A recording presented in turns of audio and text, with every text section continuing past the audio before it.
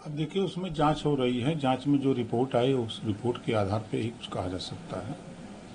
अब एक अगर तो फाइनल जांच रिपोर्ट आ जाए तब फिर उस पर कुछ कहा जा सकता है। एक सर अहम सवाल है, जम्मू कश्मीर में जो है आतंकी हमला फिर बढ़ गया है। कुछ दिन जो है वहाँ पे पुलिस चौकी है उधमपुर, जहाँ पर ये आतंकी हमला हुआ। हालांकि वहाँ पे आतंकियों को खदेड़ दिया गया, लेकिन विपक्ष इस बात को लेकर के लगातार निशाना साध रहा है कि जब से मोदी सरकार तीसरी बार आई है तब से आतंकियों को बल मिल गया।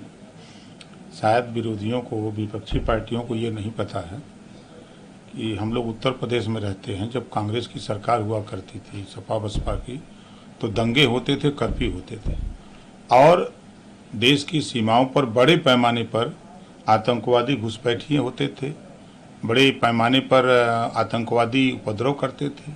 लेकिन आज बड़े पैमाने पर उसमें गिरावट आई है और विपक्षियों की चिंता सता रही है कि जिस तरह मोदी सरकार ने, एनडीए सरकार ने जिस तरह अंकुश लगाया है हर दुश्मन पर, आतंकवादियों पर, तो ये लोग चिंतित हैं कि ये घटनाएं कम हो रही हैं क्यों। इसको लेके ये लोग चिंतित हैं।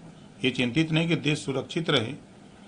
कोई कमी है तो उसको मिलकर के प्रधानमंत्री जी से ये बात बतानी चाहिए, गृह मंत्री से, कि इसको ऐसे किया जाए तो बेहतर होगा। सुझाव उनकी तरफ से आना चाहिए। सुझाव देने के बजाय खाली विरोध है बतिया रहे हैं। सांसद चंद्रशेखर राव पुलिस भर्ती परीक्षा 2024 को करवाने की मांग की। उन्होंने कहा कि पेपर लीक की वजह से परीक्षा निरस्त हो गई थी। सिपाही भर्ती परीक्षा 6 महीने हो गए, सरकार सो रही है। 48 लाख अभ्यर्थियों के साथ धोखा हुआ है। माननीय सांसद जी को धन्यवाद देता हूँ कि कम से कम पत्र लिख करके उन्होंने इस बात का एहसास कराया। सरकार पहले से ही संकल्पित है कि हम पुलिस भर्ती करेंगे।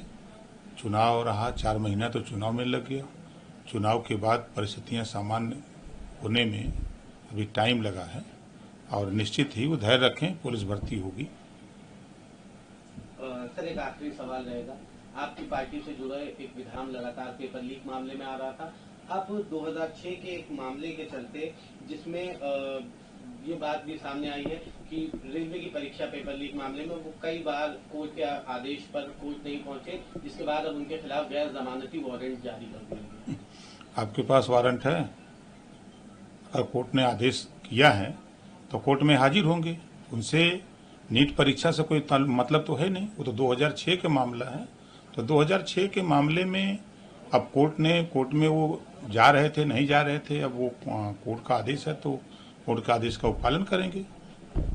लेकिन सर, आपके विधायक हों या आपके सहयोगी मंत्री संजय निषाद, इनके भी विधायक लगातार नाम आ रहा है, जिसको लेकर विपक्ष काफी हमलावर है, लगातार आप पे उन पे निशाना साध रहा है। सवाल कि विपक्ष, समाजवादी पार्टी अगर हमलावर है तो मुझे उनके इस हमलावर पे हंसी आती है।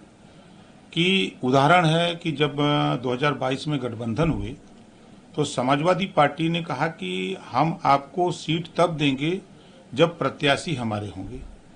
तो उस आधार पे आज भी आप फोन करके या उनका फोटो देख लीजिए। 82 से विधायक हैं, जौनपुर 82 से जगदीश नारायण राय, समाजवादी पार्टी का टोपी झंडा गाड़ी में लगा करके हैं विधायक मेरी पार्टी से, और समाजवादी पार्टी का रसीद काट रहे हैं घूम करके। आप चले जाइए मऊ, अब्बास अंसारी समाजवादी पार्टी के कैंडिडेट हैं। आप दूधराम से पूछ लीजिए, विधायक हैं मेरी पार्टी से, वो किस दल से आए हैं। आप बेदीराम से ही पूछ लीजिए ना। ये सारे लोग जो प्रत्याशी हमारे यहाँ भेजे गए हैं, तो वो अखिलेश जी और वहाँ उदयवीर जी, ये लोग सब लोगों के बीच में बैठ के ये बात तय हुई थी कि भाई हम आपको 14 सीट पर अपना प्रत्याशी देंगे। 3 आप लोग लड़ लीजिए।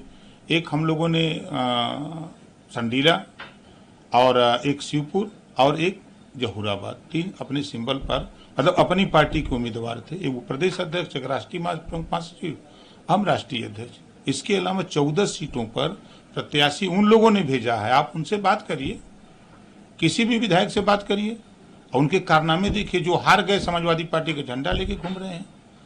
तो ये बात तो समाजवादी पार्टी को कहना चाहिए कि हमने 14 प्रत्याशी हमने दिया था और जो सिंबल सिर्फ भारतीय समाज पार्टी का है।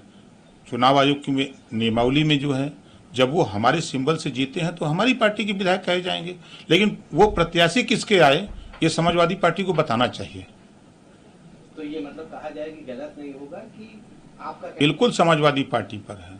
समाजवादी पार्टी इस बात का क्यों नहीं खुलासा करती कि हमने नहीं उनको दिया है? हम सामने खड़ा कर दें।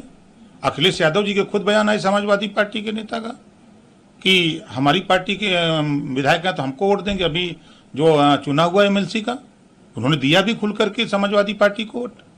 आपके भी एक प्रत्याशी थे जिन्होंने राज्यसभा चुनाव में क्रॉस वोट वही जगदीश नारायण राय की बात मैं कर रहा हूँ। उन्होंने खुल करके सपा का वोट दिया। अब अखिलेश जी ने खुद बयान दिया कि वो हमारे विधायक हैं, उनके थोड़े विधायक हैं, हमारी पार्टी के विधायक हैं, उनके सिंबल से लड़े हैं। ये अखिलेश जी के बयान है। उसी तरह अब्बास अंसारी भी अगर बाहर रहते तो वो भी उनके साथ जाते। कई जितने उनके द्वारा भेजे इसी नाते जाते हैं कि जरूरत पड़ने पर हम उनको अपने पाले में रख लेंगे। इस नाते उन लोगों ने ये साजिश किया था, अखिलेश यादव जी और समाजवादी पार्टी के लोगों ने साजिश के तहत, चाहे वो बेदी राम जी को हमारे पास भेजा हो, चाहे दूधराम को भेजा हो, चाहे जगदीश नारायण राय को भेजा हो, चाहे अब्बास अंसारी को भेजा हो, जितने लोगों को भेजा 14 लोगों को, वो सब के सब समाजवादी पार्टी। आप चले जाओ बनारस, आप वहां अजगरा से जो चुनाव लड़ा आज भी समाजवादी पार्टी के झंडा लेके घूम रहा है। आप चले जाओ सलेमपुर, आज भी झंडा समाजवादी पार्टी का लेके घूम रहा है। आप कहीं भी चले जाओ, जितने लोगों को उन्होंने भेजा है। जब चुनाव हार गए जीतने के बाद तो थोड़ा दबाव बनाए हम, तो कुछ लोग तो सुधरे, लेकिन अपने आदत से सब लोग बाज नहीं है।